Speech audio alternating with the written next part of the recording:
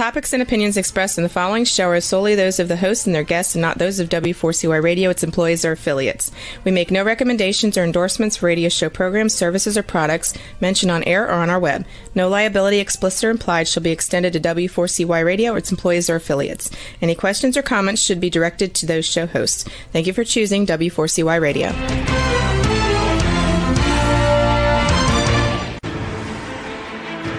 What's working on purpose anyway? Each week, we ponder the answer to this question. People ache for meaning and purpose at work, to contribute their talents passionately and know their lives really matter. They crave being part of an organization that inspires them and helps them grow into realizing their highest potential. Business can be such a force for good in the world, elevating humanity. In our program, we provide guidance and inspiration to help usher in this world we all want, working on purpose. Now, here's your host, Dr. Alise Cortez.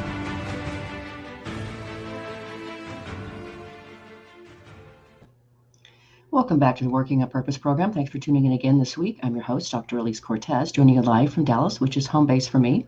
If you don't know me yet, I'm a management consultant specializing in meaning and purpose, organizational logotherapist, inspirational speaker, social scientist, and author. My team and I help companies discover and articulate their purpose to embed it into their culture and operations.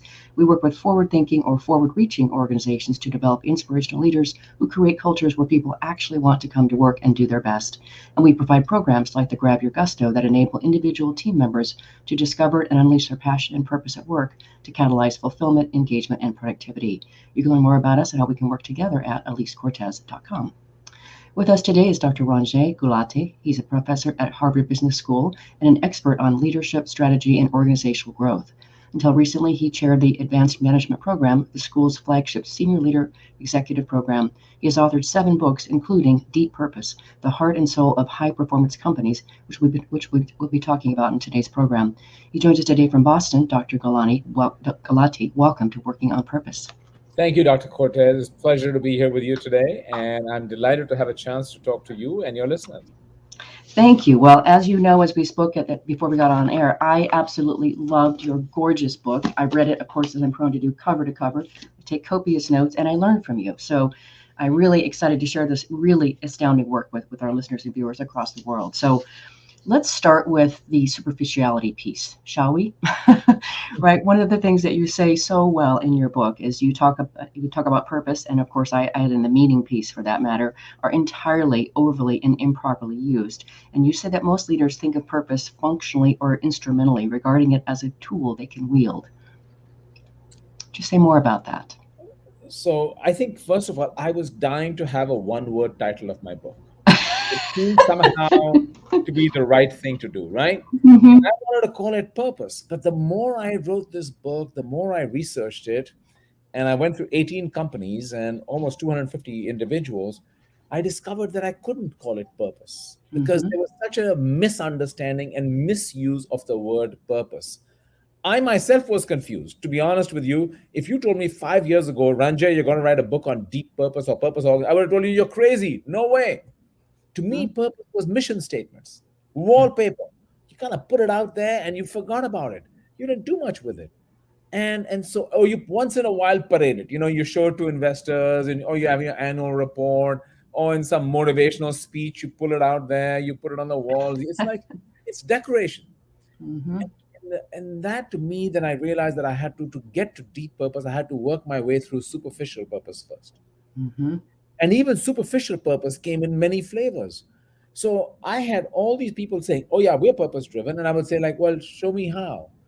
And it was really confusing for me, at least, because I saw a number of instances where on face value, they looked purpose driven. The more you probe, though, you discovered it wasn't. Yeah. And I think the sad part, though, is they don't get any of the benefits of having a purpose statement. And then it's a self-fulfilling prophecy. Because then you say, well, it's a useless thing anyway. And that's why I say they use it instrumentally, because they think it is a management tool, but more like tokenism than anything else. Hmm. Well, I like your definition much, much better. So we will be reading from some of your book because it's just so beautifully written. But I really appreciate that the way you contrast that. What you refer to as deep purpose leaders think of purpose as something more fundamental, an existential statement that expresses the firm's very reason for being. Rather than simply pursuing a purpose, these leaders project it faithfully out onto the world. And in their hands, purpose serves as an organizing principle that shapes decision making and binds stakeholders to one another. That sounds much better to me. Well, thank you for that. But I'll shout out. But I will say one thing is, as I even reflect on that, I feel I didn't clearly unpack two very key ideas that are kind of blended in there into one. The first is, and that's on the cover of the book. By the way, finding a cover for a book that is called A Purpose is impossible. Trust me, I understand. Purpose. So that visual in there is very deliberate. Hmm. A compass. I saw that. I thought the same thing before we got on air. Yeah. That so the first way in which people use purpose is as an orienting system. It's a way that orients where we are. It forces us to ask the question, why do we exist? Through the why, you are able to sharpen your strategic positioning about where do we want to play, where do we not want to play, what markets do we want to serve, which stakeholders do we want to support, how are we thinking about our business in a multi-stakeholder world we're in today. It just forces clarity, and in stormy waters, it gives you orientation the way a compass does for Yeah. ancient mariners onwards. The second part, though, which is very distinct, is purpose as an operating system. Hmm. And the idea here is that purpose is a way in which things get done, meaning how employees relate to the organization, how your suppliers relate to the organization. It's the system we are using to connect with each other. Now, the classical system of organizing, which has been unfortunately dominated by an economic perspective, which is that the firm is a nexus of contracts, Mm. right? Everyone is contractually engaged with the organization. So I'm in a contract with you. You pay me and I give you my time. So it's all about contracting my time. And you create what I would call a very inert, alienated organizations when we do Yep. that. Hmm. And so, how do you create an operating model where the connection, the way you described even your own very purpose, if you will, I was listening earlier on, is about creating a workplace where people feel connected in a different way to the organization. So, the operating system is very distinct from the compass idea. Yes, completely see that. And as we go, we're going to keep peeling this. This is just there's so much depth that you have in your book that of course, that's what I crave and love and want to bring out to our listeners and help educate the world and bring people along. So you're coming with, and you're the one spearheading us on. So you go on to say, and it just gets better, is you actually found a study and then did a study of your own, of course. You did with companies that have gone through unusually deep with purpose, and that they treated purpose as an existential intention that informed every decision, practice, and process. They adopted purpose as their operating system, as you just said, perceiving it as a vital animating force with near spiritual power. That's so important, near spiritual power. People get freaked out about that. And as a result, they navigated the tumultuous terrain of multi stakeholder capitalism for more adeptly than most, increasing value for all stakeholders, including investors, over the long term. So there's really important things there. The spiritual piece and the long-term piece is all really important. It doesn't get talked about. So, I think the reason I say you have to be all in is the world has become a very cynical place today, It has, yeah. especially around purpose, because so many companies have gone through the purpose charade, right? Or It's what people true. call purpose washing. I Mm-hmm. mean, Theranos had a purpose, by the way. You should read Theranos' purpose. You should read Enron's purpose. You should read Purdue Pharmaceuticals' purpose. Mm-hmm. All invoke this kind of nobility of intention. We are dutiful. We are responsible. We want to change Right. the world in a better way. Look at what's happening to Spotify this week, right? That's a case study to watch. Or Facebook, right? When companies kind of parade a purpose, and unfortunately, you see a lot of this in some of the tech sector right now, that they're suddenly emerging that everyone has been talking about a purpose, but it doesn't really mean much. Right. How do we take purpose seriously and break this cycle of distrust to one where people actually buy into you? And if I look at the companies, I looked at large and small companies, And so to me, it was fascinating. I first saw it in small companies that start to grow fast. The founder has a belief, and it wasn't just the Ben and Jerry's and the Patagonias of the world, right? I was looking at Gotham Green. I was looking at One Mighty Mill. I was looking at Livongo. I'm looking at companies that are fast growth. And when the founder, either the company grows up and suddenly they're lamenting the loss of something. Mhm. And I wrote an article called The Soul of a Startup, because they were calling it in soulful terms. Like, oh, it's something, it's a nostalgia about something was good. I said, what? And I discovered, after some digging, one of the pillars they lost was purpose. Mm. That somehow that connection to purpose. So small growing to large, you can see that happening. Yep. But then I saw large companies doing it. I mean, a classic example is Microsoft with Satya Nadella, but I also saw it at Lego. I also saw it at Etsy. So it was not just small companies engaged in a purpose exercise. Mm. Okay, so that gives us a lot more depth. And then there's another piece here yet still that we haven't talked about, that I haven't heard many people, actually I haven't heard anybody talk about it this way. You also add one more element to this, Dr. Gulati, and that is this notion of adding in moral values to the purpose piece, the purpose statement. So that is when I see that, I recognize that by other companies that I've seen that I believe are practicing and operating through the purpose, but I've never heard anybody outright talk about the importance of embedding moral values into the purpose piece. Well, I think it's really interesting what has happened about the segregation of economic life from human life. And somewhere along the way, in this pursuit of shareholder value maximization, Mm-hmm. we came to a belief system that businesses have no role to play in anything to do with society at large. I'm neutral. I don't want to, because that social stuff gets political very quickly, and we don't want business involved in politics, even though they are heavily involved in politics. But we go through this kind of idea that, no, I'm not taking a stance on this loaded issue. Mm-hmm. I think society has shown us, and individuals shown us, that's not acceptable. Sitting on the sidelines is not a stance, not acceptable. Take a position, right? You saw that with Delta Airlines had to take a position when it came to voting rights or other issues, very, very challenging issues, and companies take a hit for it, right? Levi Strauss taking a stand on gun rights, or CVS taking a stand on tobacco. So you suddenly start to see society pushing companies to have a stance on these issues. Mm-hmm. And the word moral makes people queasy, because it's somehow gotten this bad rap. You see, I think we have to understand that organizations have to come to realize they have to have both goals. I want to deliver profit. I want to deliver returns for my shareholders. Absolutely no. And let's talk about that too. Purpose and profit. I want to come to that, because that's another confusing source. But along with goals, there is duties and responsibilities. We're not just tax paying, obeying the law.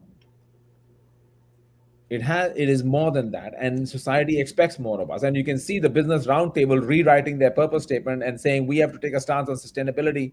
You can see Larry Fink's influential letters, really, advising public company CEOs, you got to take a stance, and purpose becomes a kind of proxy or a litmus test. Mm-hmm. By the way, and also, are you thinking long term, not just short term? Or just by the quarter, yeah. Yeah. So how do you bring all these ideas together? My goals, my duties, my long-term vision, my short-term vision. How do I deal with other stakeholders in my community and society? All this gets kind of wrapped around into this purpose idea. And I think the part I think is important to understand, and this is something I've realized after finishing the book, a purpose of a company is not a purpose statement. Right. So we kind of somehow say, oh yeah, purpose means having a purpose statement. And it was really interesting. Financial Times did a great article. I love the title. It was called "The Baffling Search for Purpose in Purpose Statements." That's excellent. And a cruder version of that was an academic who wrote an article about more than a decade ago called "Sex, Lies, and Mission Statements." So I think we have to understand that leaders need to be able to articulate a purpose, which may have to then become a statement. So there's a one-liner that Microsoft did, right? Best Buy, and some of them have to revise it over time. Best Buy has been through four. Microsoft has been through three of them. Johnson and Johnson has a credo. They've kept the Yeah. original credo, but they've evolved it over time. I've seen it. So I think the question is, how do we go beyond a statement? How do we make it real? How do we bring it alive? Yeah, we're going to talk more about that. And believe it or not, we've already got to our first break. It goes by so fast. I'm your host, Alise Cortez. We run the air with Dr. Ranjay Gulati. He's the author of Deep Purpose, the heart and soul of high performance companies. We've been talking a bit about his work and his research and what he's learned about companies who practice deep purpose. After the break, we're going to hear more about how they actually pull it off. Stay with us. We'll be right back.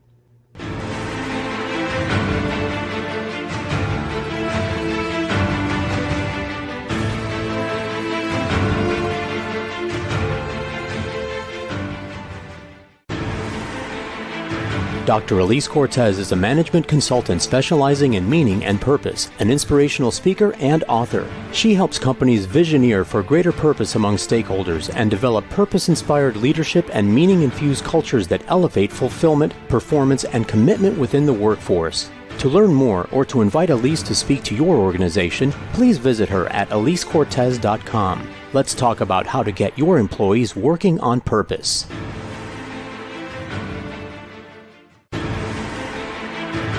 This is Working on Purpose with Dr. Alise Cortez. To reach our program today or to open a conversation with Alise, send an email to Alise, A-L-I-S-E, at alisecortez.com. Now, back to Working on Purpose.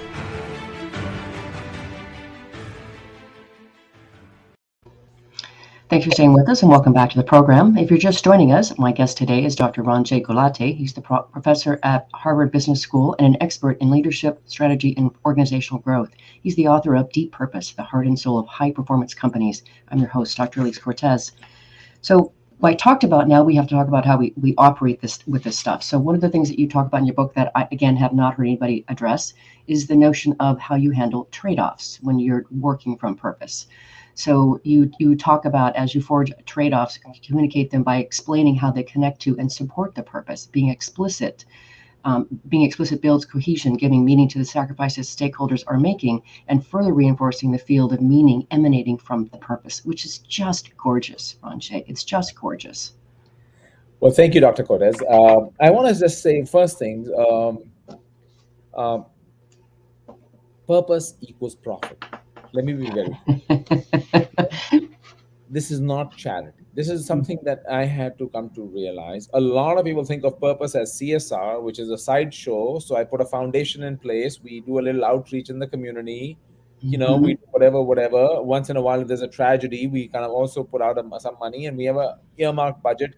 We have a head of CSR. Purpose is working from the core of the business, not in some sideshow on the margins or periphery of the business, right? Now, once you bring purpose into the center of what you're doing, into the very business itself, now you're thinking, I have to make some messy choices. Yep. And I have an article coming out next week in the Harvard Business Review, which is called The Messiness of Purpose. Because people somehow came up with this idea, this is what also came about, was people said, oh, purpose means win-win. I win and you win. Everybody wins. And some people have gotten really offended by this win-win notion, because they have come to this notion that purpose is win-win means businesses only do good things when they make money doing them.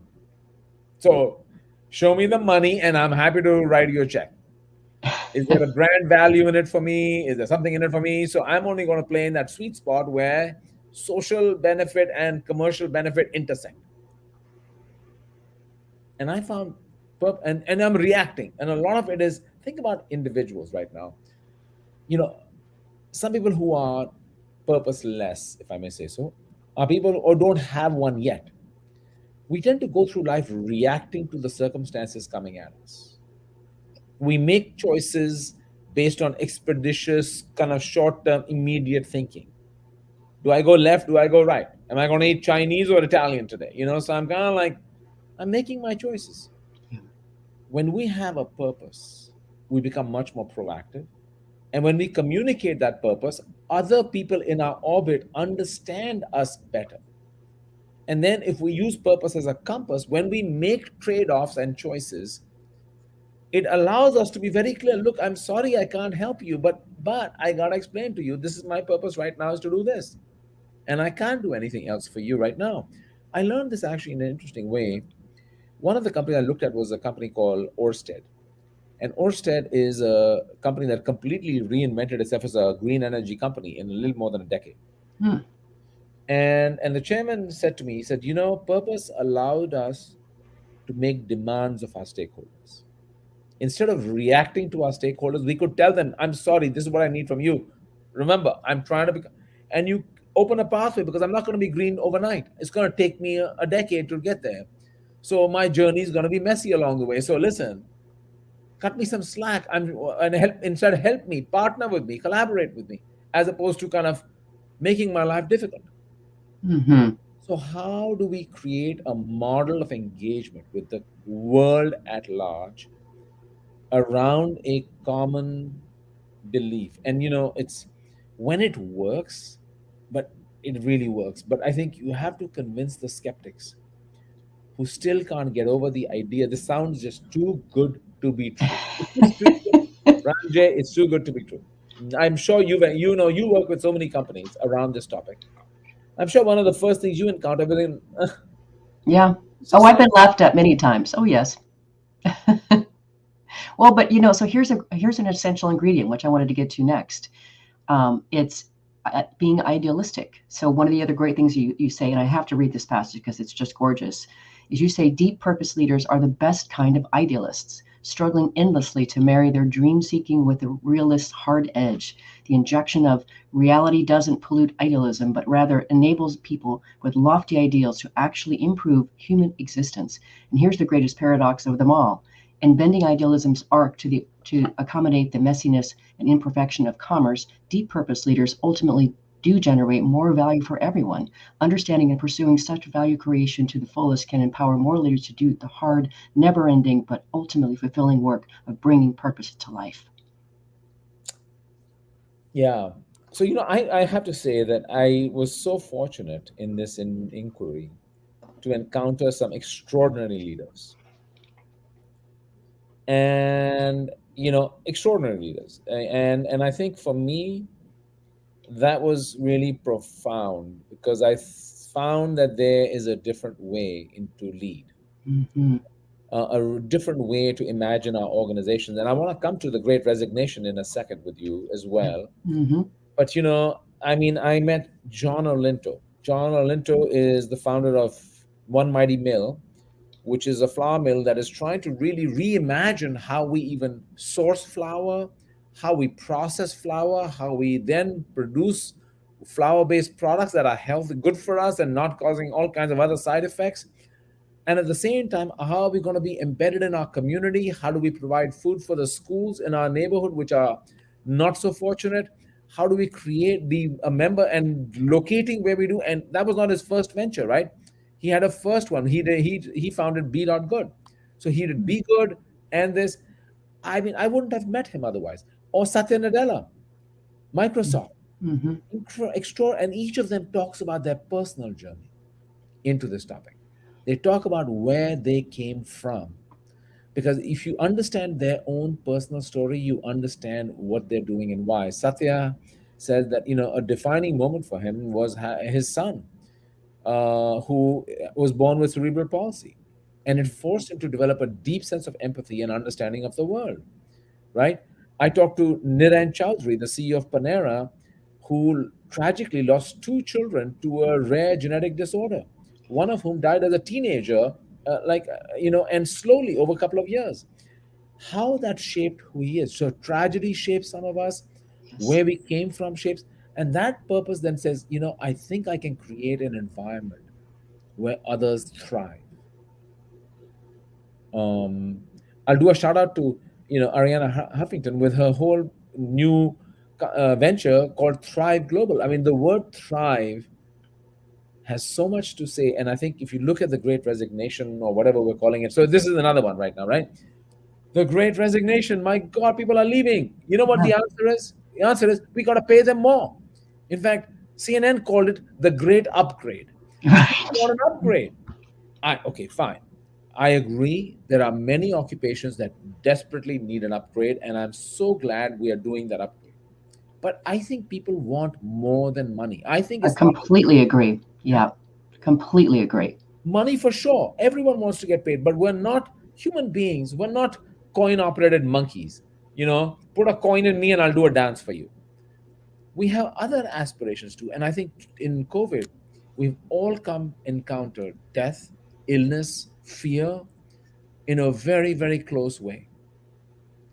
And as you think about that, what happens is that we expect more of our lives, we expect more of our work.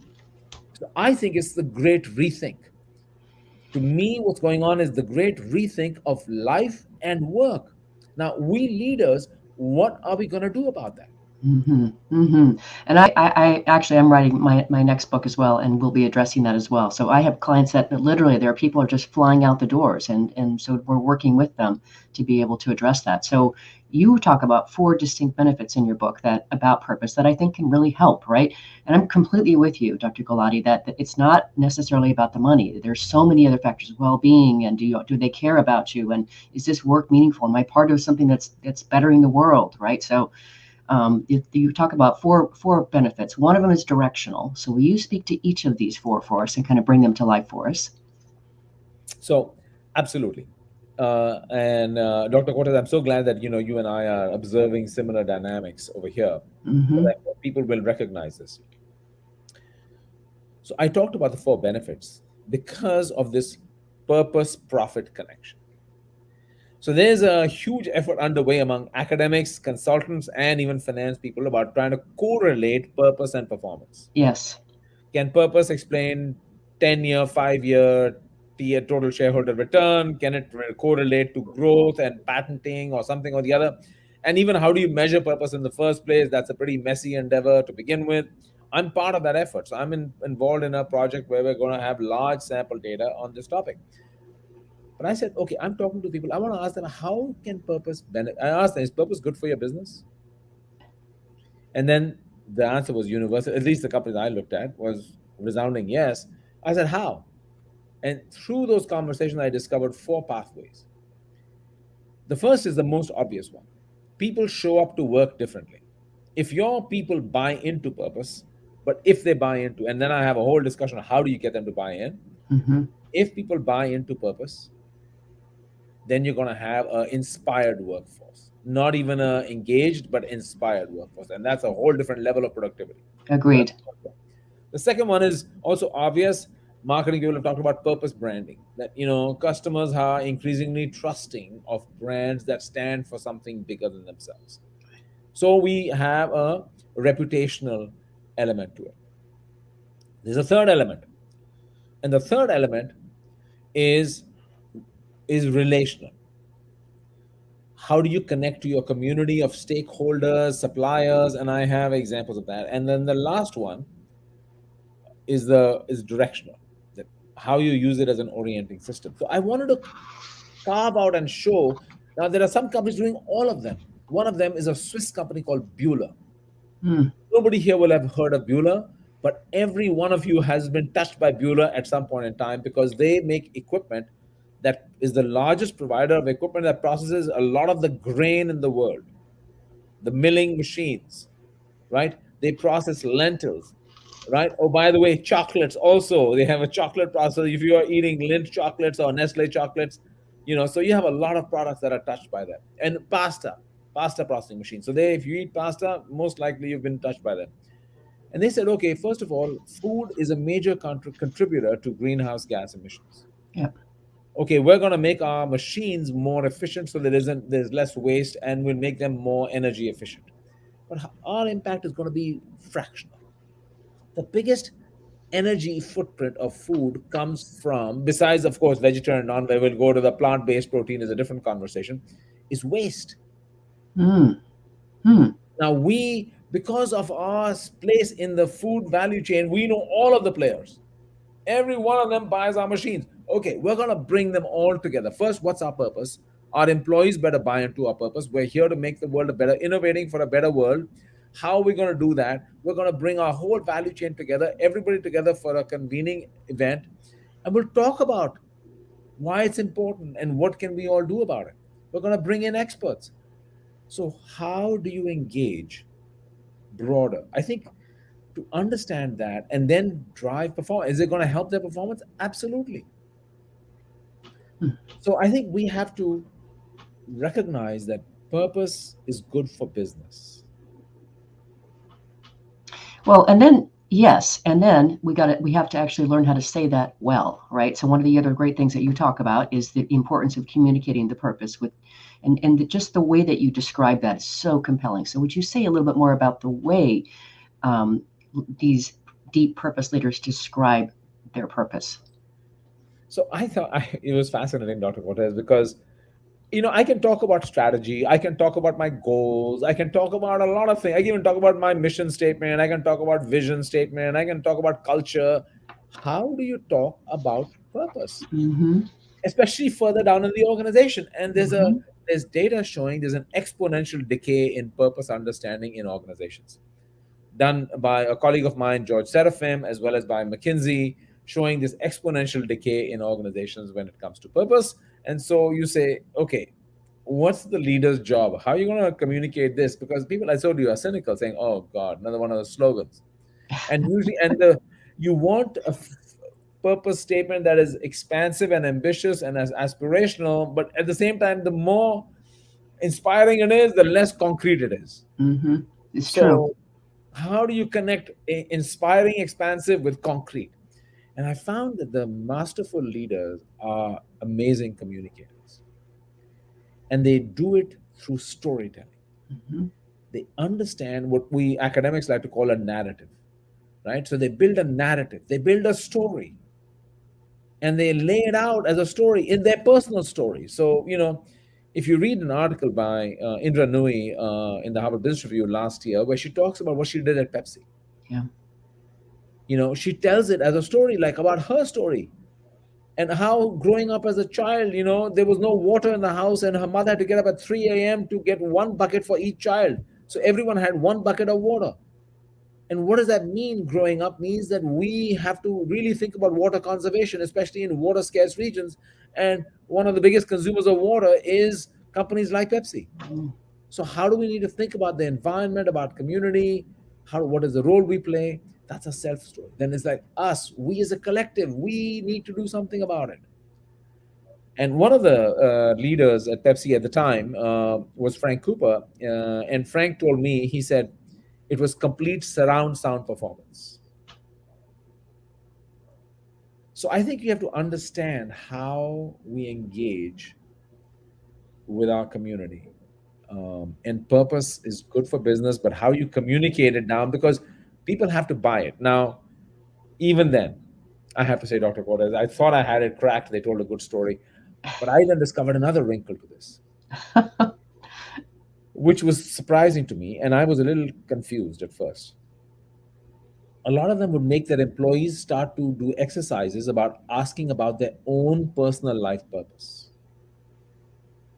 Another leader that I got to know was Matt Breitfelder, who was at BlackRock at the time, and now he's the head of HR at Apollo. And Matt had this exercise rolled out where everyone had to think about their personal purpose. Mm-hmm. And I saw this actually also at Microsoft. Yes, you might have got in the book. Mm-hmm. Yes. And then I saw it at KPMG, where they asked every employee to write out, why do I come to work? And I was like, why are they doing that? Talk about company stuff. They said, and Matt explained it beautifully to me. He said, people will only resonate with a company purpose when they themselves feel a purpose in their own lives. Mm-hmm. Yes. Unlock. Oh, I'm not going to let you go. You know that, right? We've got to grab a quick break, but I am not letting you go. You can run, but you can't hide. I'm very fast on my feet. I'm your host, Dr. Alise Cortez. We're on the air with Dr. Ranjay Gulati. He's the author of Deep Purpose, the heart and soul of high-performance companies. We've been talking about the gist of his book and his work. After the break, we're going to talk more about how to treat those human beings that are inside the organization, powering the purpose. Stay with us. We'll be right back.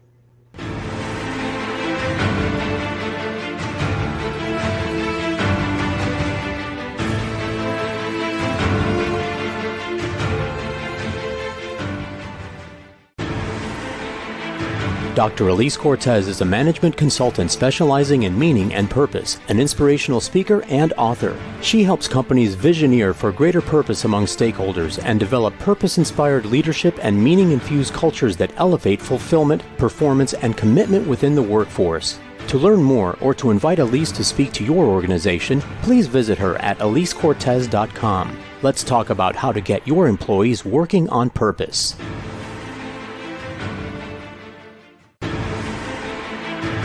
This is Working on Purpose with Dr. Alise Cortez. To reach our program today or to open a conversation with Alise, send an email to Alise, A-L-I-S-E, at alisecortez.com. Now, back to Working on Purpose.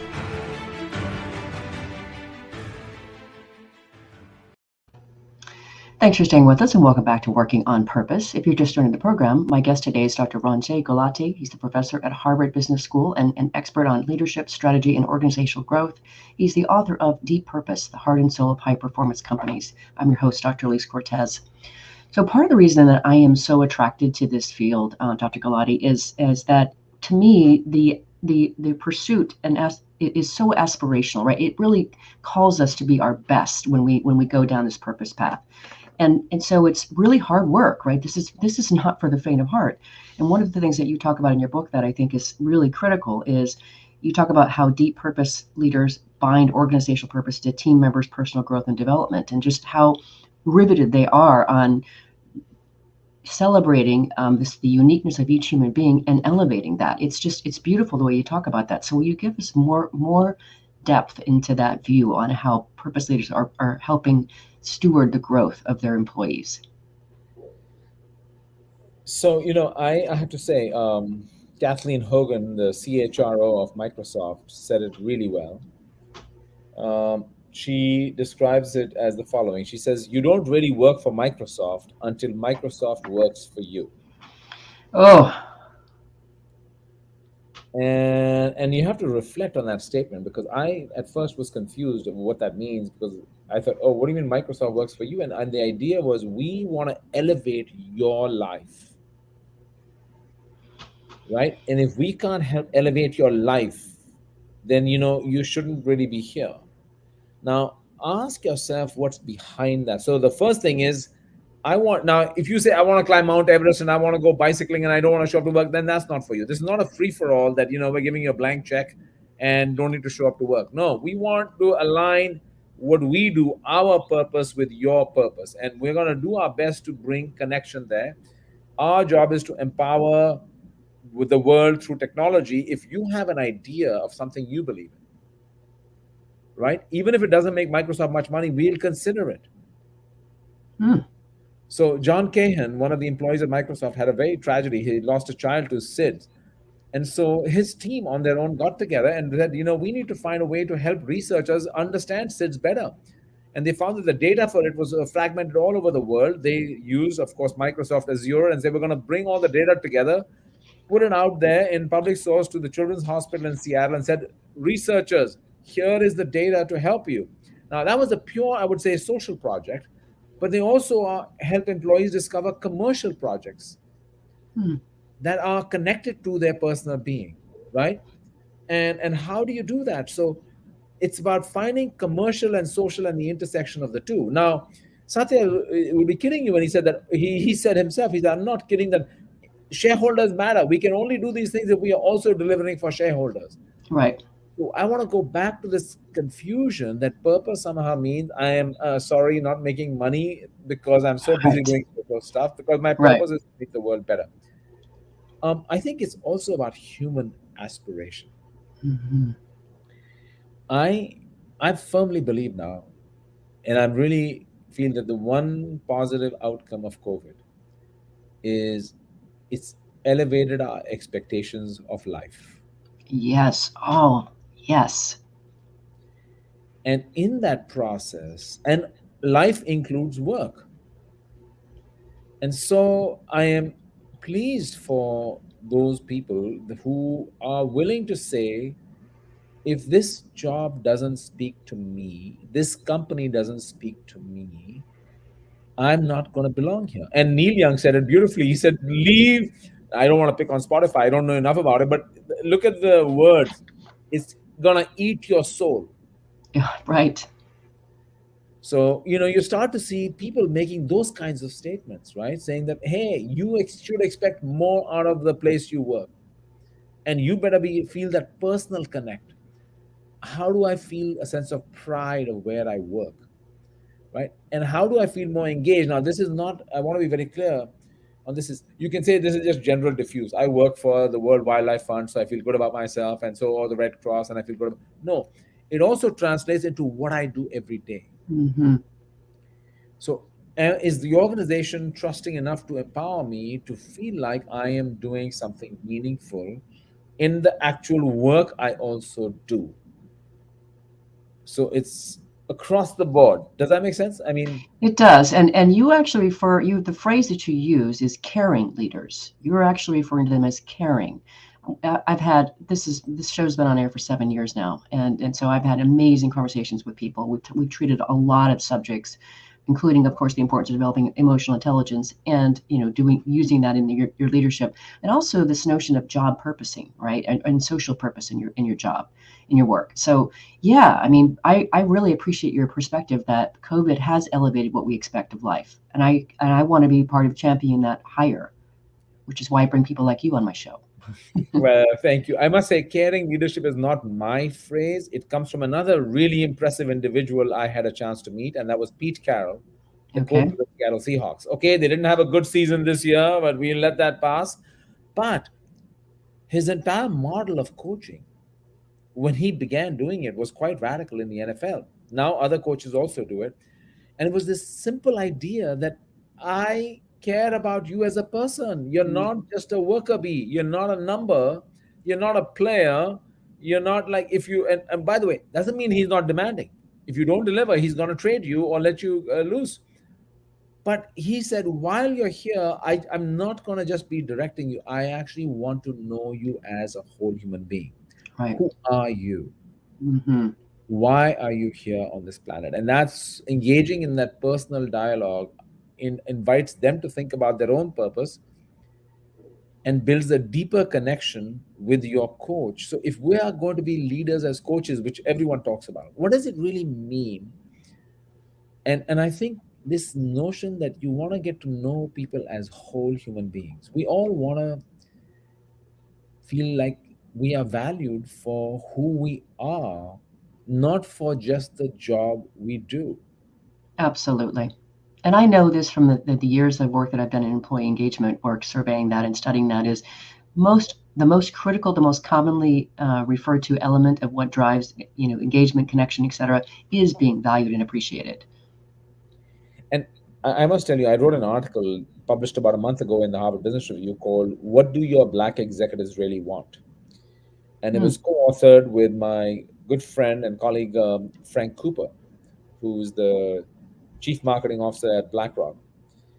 And we interviewed um, several dozen young black professionals, all of whom came out of elite background, elite universities, and in elite companies, the best of the best. Meaning every company is doing DEI and doing all that. And it was shocking for us to hear that very few of them would recommend their place of employer to any other black professional to come as work there. Hmm. And one of the themes, there were several we talked about, and I hope you'll read it, I would love was to read it. was this idea around caring. Hmm. Does my boss really care about me as a person? What are my aspirations? What are my ambitions? What are my constraints? What do I need help with? You talk about, we use all the right words, mentoring, support, but caring is a very simple and yet a very difficult idea. Hmm. It is. It so is. All right, so we're coming close to the edge of the show, and the last thing we have to talk about, which is so critical, it's toward the end of your book here, is you say, as powerful as purpose is when fully mobilized, it remains fragile. So how do we steward this beautiful thing called purpose, deep purpose? So look, it happens to us individually too, right? We may have a purpose in our lives, but then we get derailed. Something happens in our life, we get whacked left, right, center, or we have an opportunity comes up and we say, forget the purpose. I got to go for that. So we all have our kind of hiccups and roadblocks or whatever you want. But companies I found fascinating. And I actually saw this in iconic companies that once upon a time were, put on a pedestal. Johnson and Johnson, Right. like credo. And then you have about 20 years ago, a decade of scandal, shutdown of factories, the CEO having to apologize in front of Congress, fines. And you're like, what went wrong? Or you look at Boeing and the 737 MAX scandal. Boeing was a really proud engineering company on the frontier of safety in aviation. What went wrong? And so everyone says, it's the culture, must be the culture. And culture, yes, for sure. But I think if you really probe deeper, it was also kind of you lose your way. You lose Yes. the purpose. Mm-hmm. And I also saw this especially in founder-led companies where the founder who personifies a company and then leaves. And in some cases they come back, and when they come back, look at what Howard Schultz said when he came back to Starbucks many years ago. He said Starbucks has lost its soul. Yeah. Steve Jobs, when he came back, had the same thing to say as well. So there's something about organizations that is this kind of elusive but profound thing that we might call having a purpose. And that becomes an orienting system. I want to remind you again, purpose is profit. It's not, and I wish people would understand that look, here's a way to drive growth, achieve great success, and build a humane work environment where people want to come to work. Right. What's wrong with that? Sounds good to me. And I think you have been doing that. I think as I kind of look at what you've been doing, that's kind of the path you've been on, trying to get organizations to transform themselves into the workplace where everybody wants to come to work. Yes, that's what I've been up to. Mm-hmm. Yeah. And Bueller did that. I saw Bueller in just a couple of years of doing this kind of purpose efforts. They became among the top most desirable places to work in Switzerland. It works. I know. I believe you. It works. I'm in. So we're at the end already, Dr. Gulati. It goes by so fast. This show is listened to by people across the world, and they are out to join us to help develop workplaces where people actually want to come to work, do their best, and we do business that betters the world. What would you like to leave us with today? I hope all of us should expect more out of our lives. We should expect more out of our work. Don't sell yourself short. As one young person I interviewed, who's a deep purpose leader, said to me, I had to ask myself, what is my time worth? And the moment I did the math and I said to myself, that's crazy, I'm selling myself short. And then she said, what's the right number? And she said, there is no number. How do I, allow myself to aspire to make a difference in the world, have an impact, and of course, be paid well? So I'm not saying it's not about getting paid. Practical idealism. How can we reconcile those things in our lives? And I hope we expect more out of our jobs, more out of our lives, and use purpose as the way into it. Smashing way to finish, Dr. Gulati. I thank you so much for joining me. You are a gift to the world. Well, so nice of you to say. Thank you. I'm really grateful for the opportunity to share my ideas here. And I feel really fortunate to have had students who nudged me to study this topic and really nudged me to do that. And for all the leaders who shared their time with me to share their stories. Mm-hmm. Thank you. Absolutely. Absolutely. Hear, hear. If you want to learn more about Dr. Ranjay Gulati, his books or the work he does, you can start. There's two places I'm going to send you. One is his book site, which is deeppurpose.net. The other is his own personal site, ranjaygulati.com. Let me spell that for you. It's ranjaygulati.com. Last week, if you missed the live show, you can always catch a re-recorded podcast. We were on there with Dr. Nathaniel Zinsser talking about his book, The Confident Mind, a battle-tested guide to unshakable performance. Next week, we'll be on there with Lori Van talking about the real problems of burnout in the workplace and how many employees in this period of the Great Resignation are looking for companies to work for who will honor their well-being. See you there. Remember that work is at least a third of our life, so let's work on purpose. We hope you've enjoyed this week's program. Be sure to tune into Working on Purpose, featuring your host, Dr. Alise Cortez, each week on W4CY. Together, we'll create a world where business operates conscientiously, leadership inspires impassioned performance, and employees are fulfilled in work that provides the meaning and purpose they crave. See you there. Let's work on purpose.